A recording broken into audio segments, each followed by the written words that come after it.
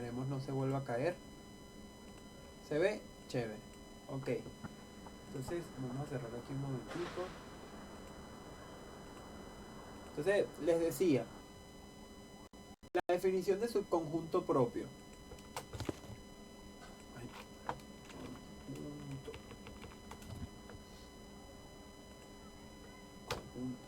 Puesto que todo conjunto A es subconjunto de sí mismo, y esto es evidente, se dirá que B es subconjunto, me comí toda la N, propio de A si ocurre que 1, B es distinto de A, y 2, B está incluido en A. Entonces cuando un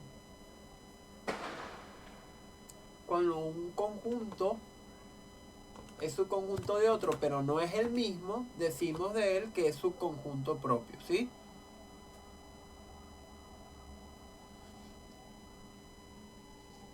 Ahí en los libros de lógica y matemática se suele distinguir, se suele usar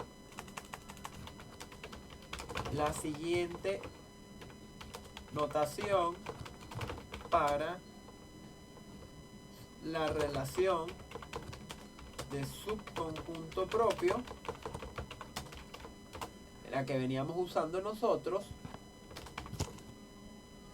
mientras que se suele usar la siguiente notación para la relación de subconjunto en general,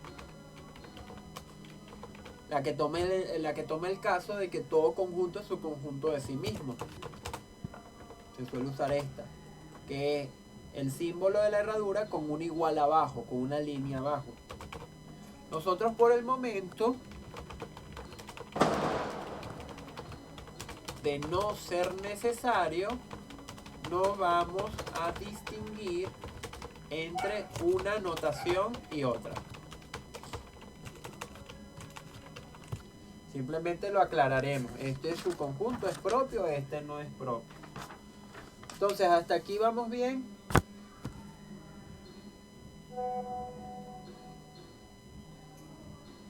A ver, se está yendo como el internet. Entonces, fíjense, entre los ejemplos, si tomamos este,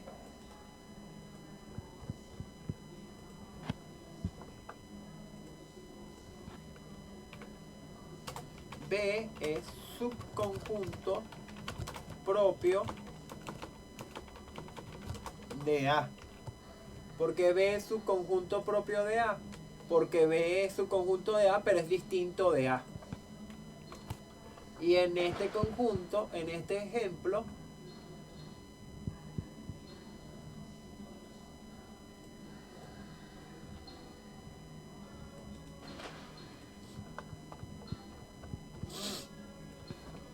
en donde E tiene los elementos 2, 4 y 6 y F tiene los elementos 6, 2 y 4, E es subconjunto de F, pero no propio. Y aquí, como F también es igual a E, lo mismo vale para F respecto de E. Entonces ahora vamos con la relación de comparabilidad.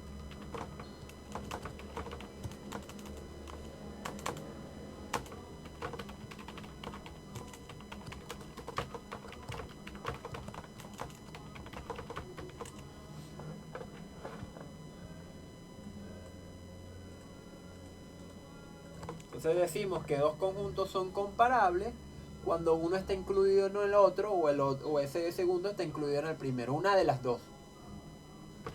Decimos que dos conjuntos A y B son comparables cuando ocurre una de las siguientes Es más, como ustedes son estudiantes ya de lógica 3, lo escribimos en términos de disyunción. Cuando ocurre que A está incluido en B, o B está incluido en A.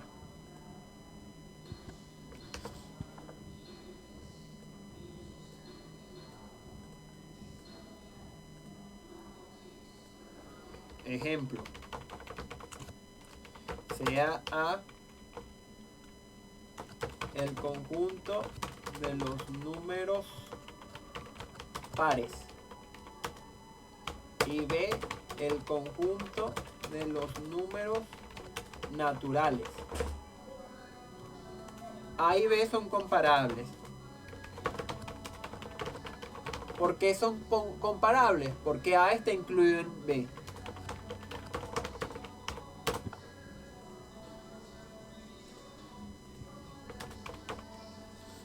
¿Se ve?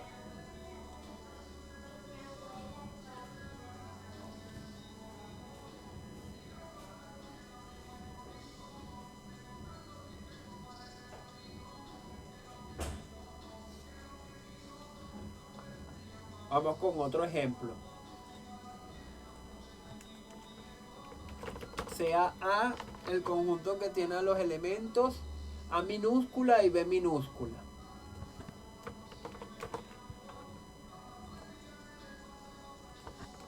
Y B el conjunto que tiene los elementos A minúscula, B minúscula y C minúscula. Le pregunto, ¿A y B son comparables?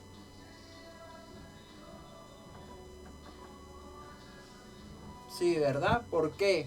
Porque A está incluido en B. O A es comparable con B.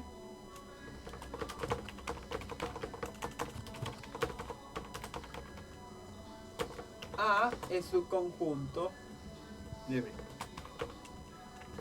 Pero cuando dos conjuntos no son comparables, bueno, decimos que dos conjuntos A y B no son comparables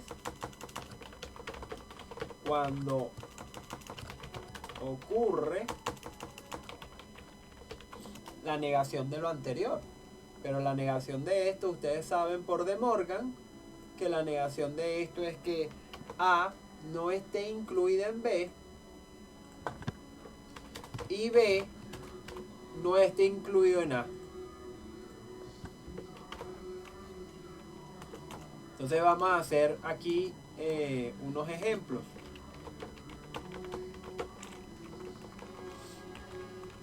Uy.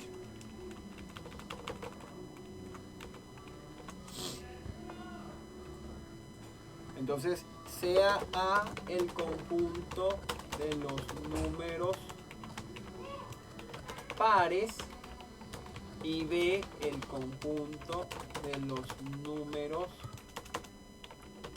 impares.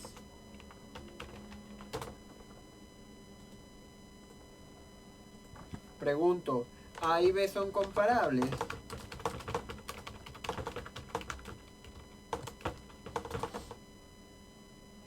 No, porque A no está incluido en B y B no está incluido en A.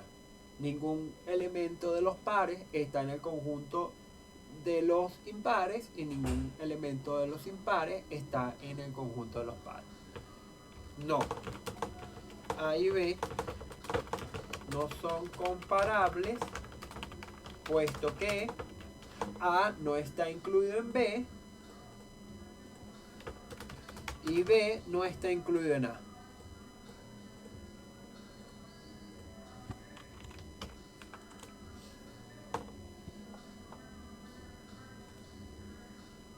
Y ahora veamos un ejemplito menos, digamos, menos extremo. Sea C el conjunto que tiene como elementos a A y a B. Y D el conjunto que tiene como elementos a las letras minúsculas B, C y D. Pregunta. C y D son comparables.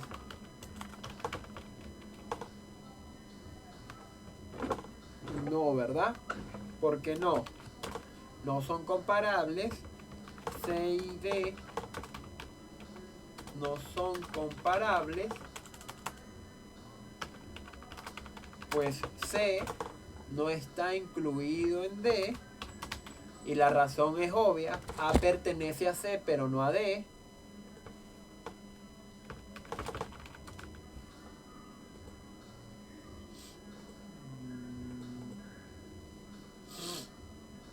Ay. Aquí donde está el... Aquí. Pero por otro lado, y D no está incluido. D no está incluido en ¿quién? En C. Y la razón también es obvia. D pertenece a D, o sea, D minúscula pertenece a D, pero D no pertenece a C. Entonces se entendió la relación de comparabilidad.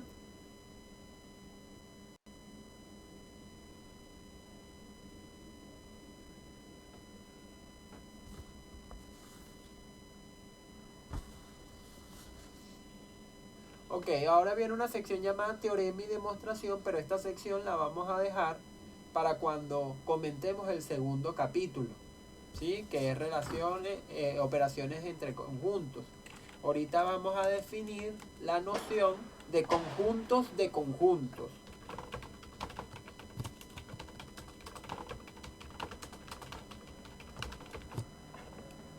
Hasta ahorita hemos considerado a todos los ejemplos de conjuntos que hemos ofrecido teniendo como elementos objetos que no son conjuntos. Pero pudiese darse el caso de un conjunto que tenga como elementos otros conjuntos.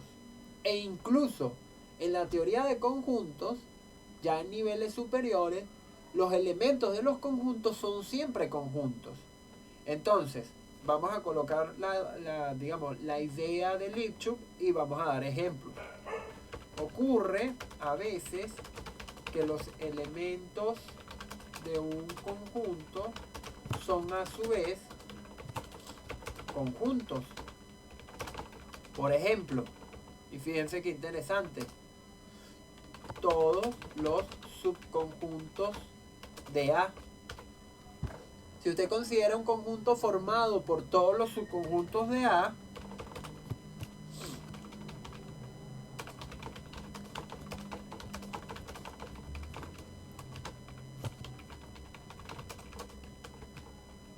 eso es un conjunto de conjuntos. Pero incluso vamos a escribirlo así porque la idea del hecho así sola puede parecer un poquito chocante. Por ejemplo, consideremos el conjunto formado por todos los posibles subconjuntos de A. Dicho conjunto es un conjunto de conjuntos.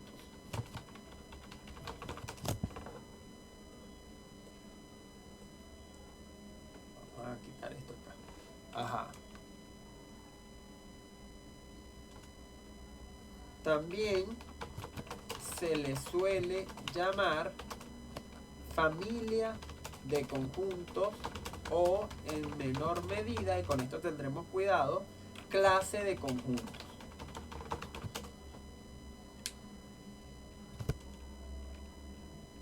Por lo general, cuando estamos ante un conjunto de conjuntos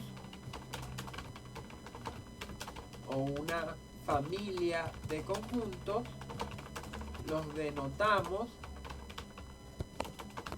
por letras mayúsculas, pero en formato inglés, que son estas letras cursivas bien bonitas de acá, ¿verdad?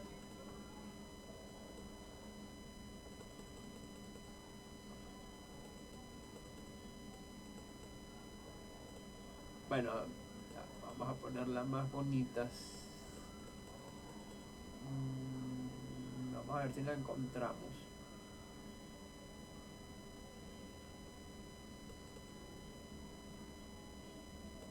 Como que no nos ayudó mucho la aplicación.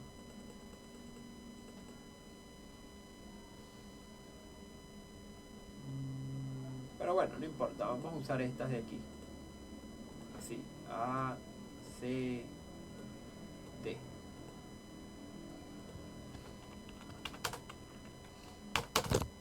Sí, letras en cursivas. Pero nosotros, digamos, pudiésemos omitir eso por el momento.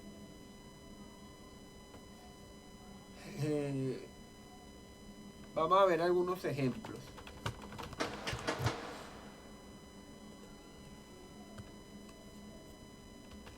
En geometría, nos dice el Lipschutz,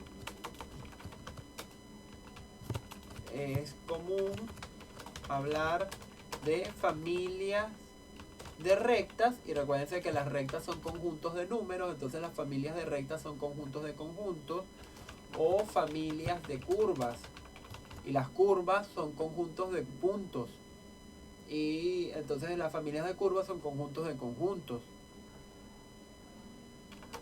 Pero las rectas y curvas son conjuntos de puntos. Por lo tanto, hablamos de familias de conjuntos.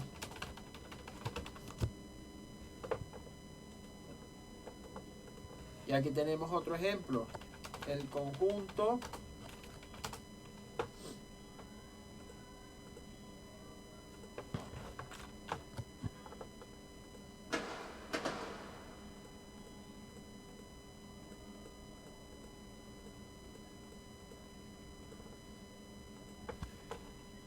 vamos a llamarlo 1, 2, 3, 4, 5, 6 es una familia de conjuntos. Sus elementos son, y entonces fíjense aquí hay que tener cuidado para no confundir la relación de inclusión con la relación de ser elemento, porque como esto es un conjunto de conjuntos, este conjunto es elemento de A, este conjunto también es elemento de A,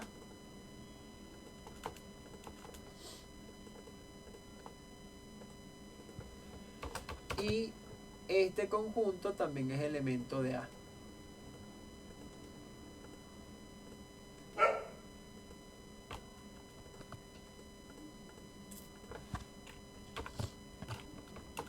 ¿Se entendió? Acá.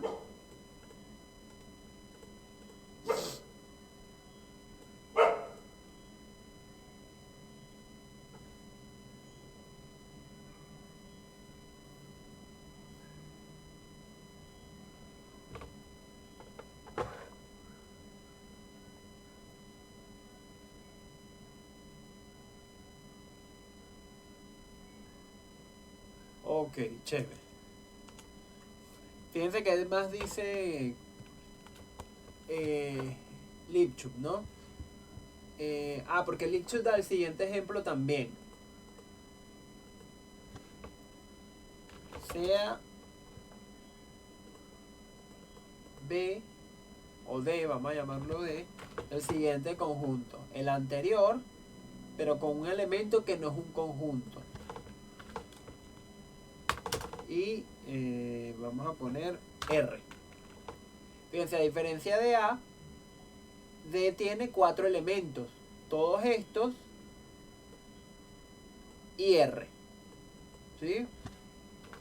Los elementos de D son todos estos de acá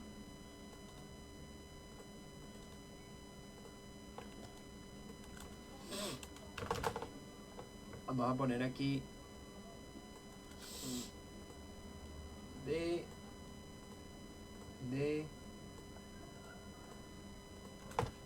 y R, que pertenece AD.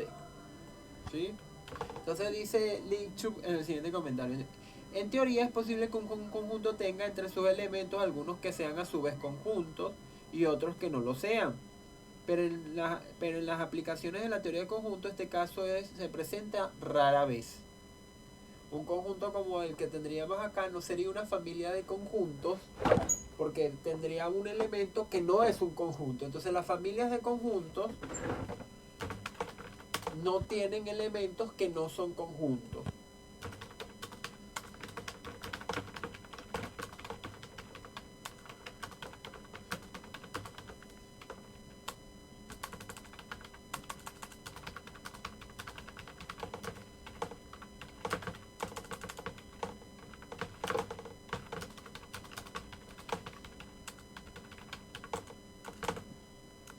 Entonces hasta acá vamos bien.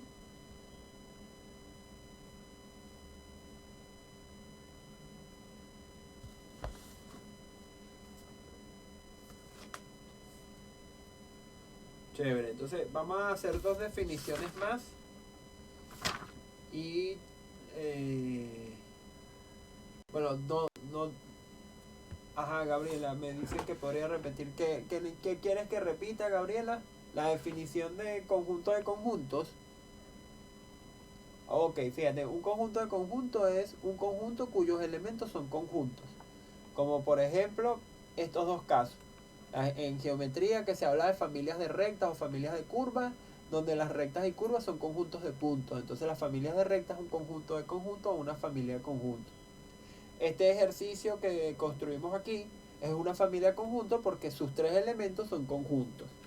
Pero por lo general no se le llama familia de conjuntos a los conjuntos que tienen como elementos tanto conjuntos como elementos que no son conjuntos.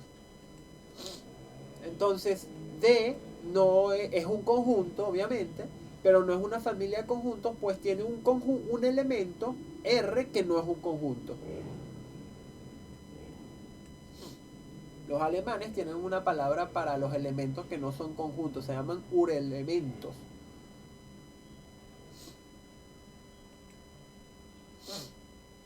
¿Se entendió, Gabriela? Por ejemplo, si yo tuviese un conjunto formado por... Imaginemos el conjunto formado por el conjunto de personas que retiraron la materia, el conjunto de personas que entregaron la primera evaluación, el conjunto de personas que no entregaron la primera evaluación y una silla. Eso no es una familia conjunto. ¿Por qué? Porque tiene varios elementos que son conjuntos. El conjunto de las personas que retiraron la materia, el conjunto de las personas que entregaron la primera evaluación, el conjunto de las personas que no entregaron la primera evaluación, pero tiene una silla. Y una silla no es un conjunto. Entonces, vamos ahora con la definición de conjunto universal, que es mejor llamarlo universo del discurso. Porque la noción o el concepto de conjunto universal es paradójico y lleva a contradicciones. Entonces fíjense, cuando uno habla de cualquier relaciones entre conjuntos, si uno quiere ver si dos conjuntos son comparables o no, o si un conjunto está incluido o no, siempre hay un contexto en el que, ya Vanessa, siempre hay un contexto en el que estamos hablando. Ese contexto, ese conjunto del que se supone, del que son elementos, todos los posibles elementos de los conjuntos que estamos predicando, se llama universo del discurso. Dice Lipschutz, en toda aplicación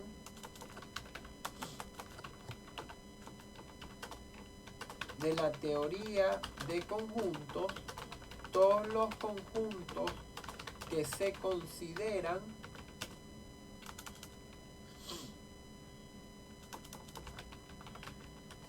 serán muy probablemente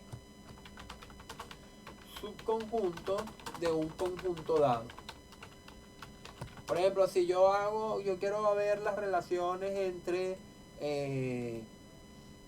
los estudiantes de lógica 1 con los estudiantes de historia 1 con los estudiantes de teorética 1 y quizás los de Platón o algún seminario, todos esos conjuntos que son de estudiantes son a su vez subconjuntos del conjunto de los humanos. ¿Sí? Ese es el contexto en el que yo estoy investigando. Entonces, ese conjunto dado recibe el nombre de universo del discurso. Ajá, adelante, Vanessa. Ajá, profe, ¿me escucha? Sí, adelante. Rapidito. La diferencia entre R escrito como el elemento que teníamos en el conjunto, allá se me olvidó el nombre, el conjunto de, creo, el de arriba, que le Ajá. pusimos,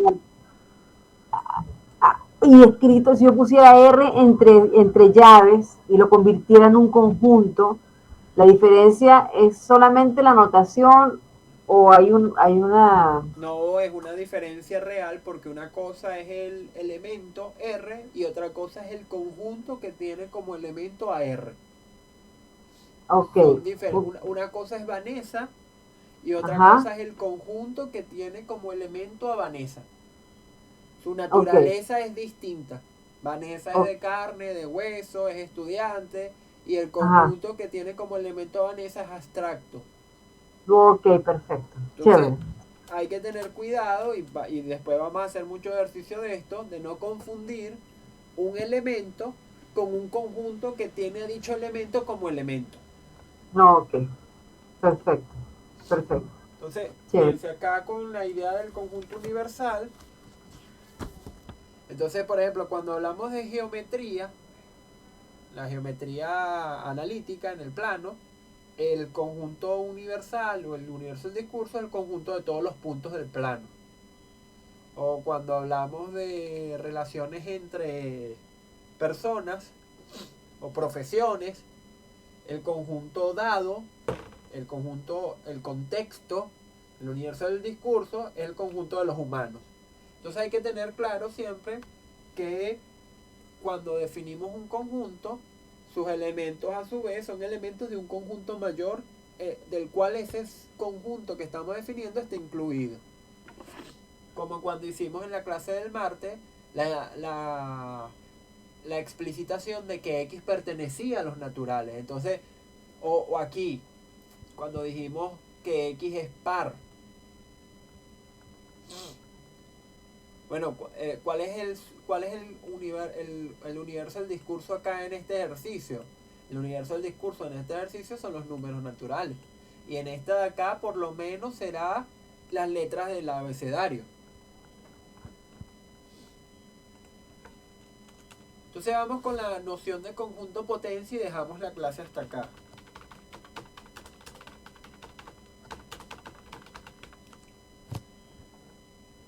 Fíjense, hablábamos aquí, cuando hablábamos de familia de conjunto, y dimos el ejemplo de una familia de conjuntos pudiese verse como, o un ejemplo de una familia de conjuntos puede ser todos los posibles subconjuntos de un conjunto determinado.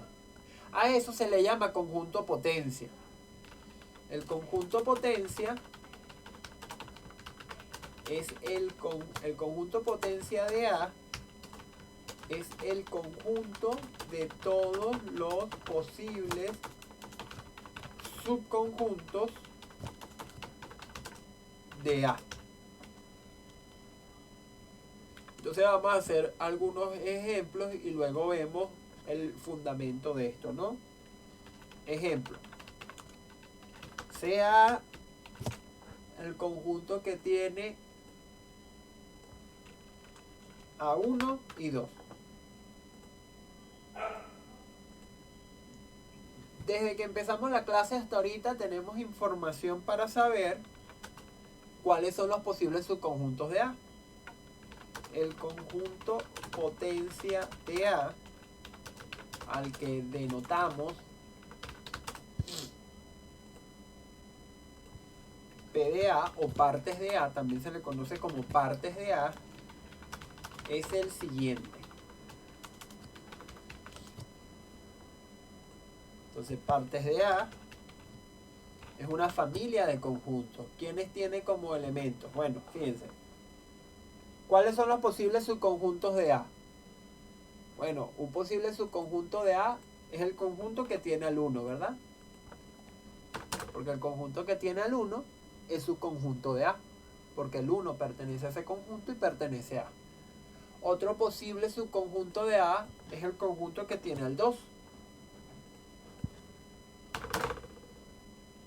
El otro posible subconjunto de A, y esto lo sabemos por lo que dijimos más arriba antes de que se cortara el internet, es el propio A.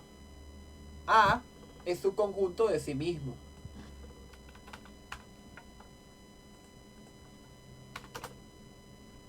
Y pregunto, ¿todos esos son los posibles subconjuntos de A? ¿O existe algún otro?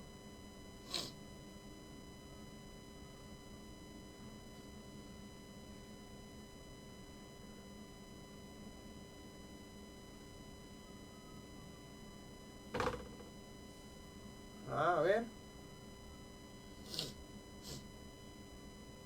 Vanessa dice, esos son todos.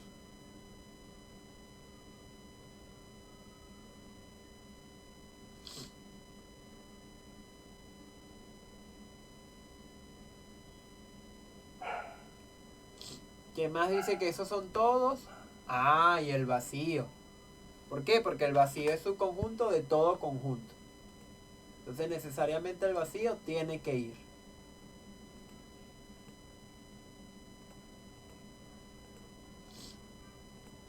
Entonces, esa es la familia de subconjuntos de A. Y eso vale para cualquier conjunto que tenga dos elementos. Sea B el conjunto formado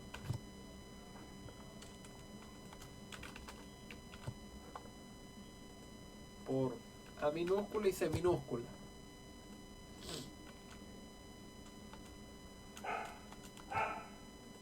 Partes de B. ¿Tiene cuántos elementos? Bueno, tiene 4. El conjunto que tiene A como elemento. El conjunto que tiene a B como elemento. El propio B, es decir, el que tiene A aquí es C, disculpen.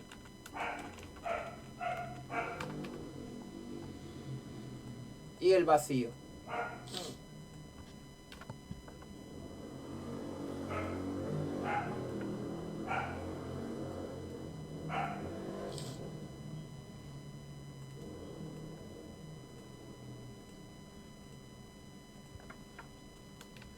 Y sea C el conjunto que tiene los elementos 1, 2, 3. ¿Cuántos serán sus subconjuntos? Entonces partes de B, de C, disculpen. ¿Quién será partes de C? Bueno, parte de C tiene que tener al conjunto que tiene el 1, al conjunto que tiene el 2, al conjunto que tiene al 3, al conjunto que tiene al 1 y al 2, al que tiene al 2 y al 3,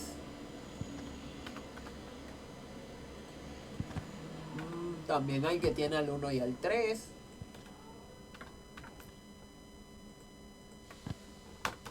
tendrá que tener al propio C y al vacío. Y nos preguntamos, como cuando nos preguntábamos cómo construir el espacio lógico de una proposición, ¿y hay alguna fórmula que rija o atienda a este fenómeno? Y la respuesta es sí.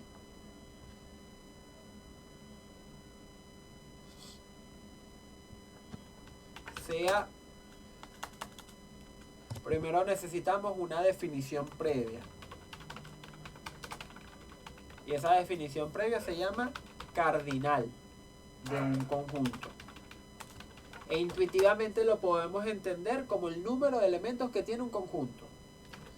El cardinal de un conjunto es el número de elementos que tiene un conjunto. Y se denota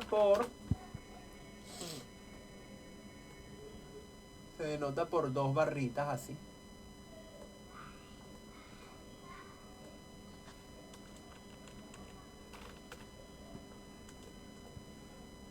Entonces, sea A este de acá, ¿no?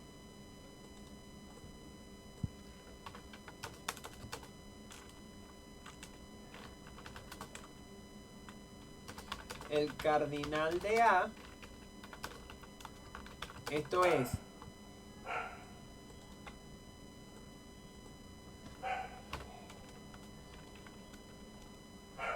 igual a ¿cuántos elementos tiene este conjunto? 2. Entonces 2. Sea B este de acá.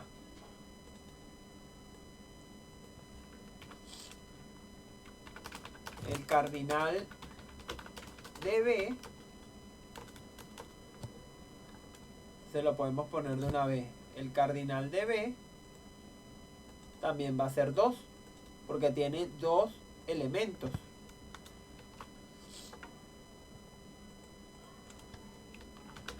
Sea C este de acá.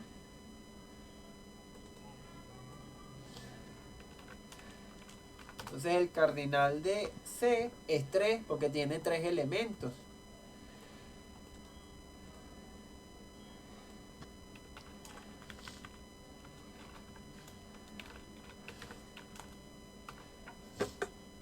Entonces con la ayuda de esta definición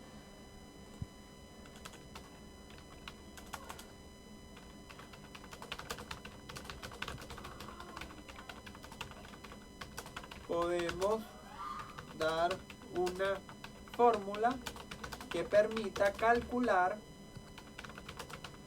cuántos subconjuntos tiene un conjunto. La fórmula es la siguiente. Y con eso terminamos la clase de hoy.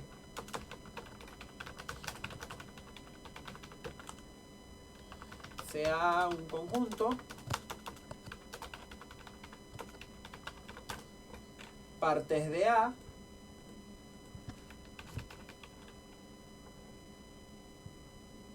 es igual a 2, vamos a ponerlo así, 2 elevado al número de elementos que tiene A, es decir, a la cardinalidad de A.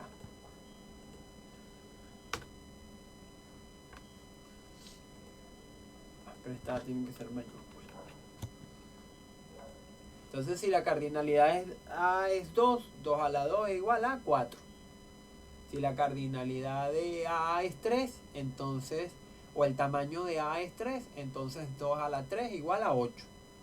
Si consideráramos un conjunto con 4 elementos, entonces sería 2 a la 4, 16, y así sucesivamente.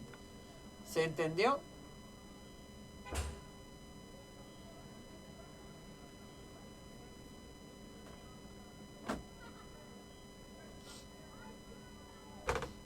Ok, entonces la clase del martes la vamos a continuar desde aquí. Es decir, vamos a volver sobre esta idea. Y por el momento, vayan ustedes repasando. Y yo les voy a decir qué ejercicios de Lipschutz ya pueden ir tratando de hacer para que vayamos adelantando. Entonces vamos a dejar la sesión hasta acá. Voy a parar la grabación.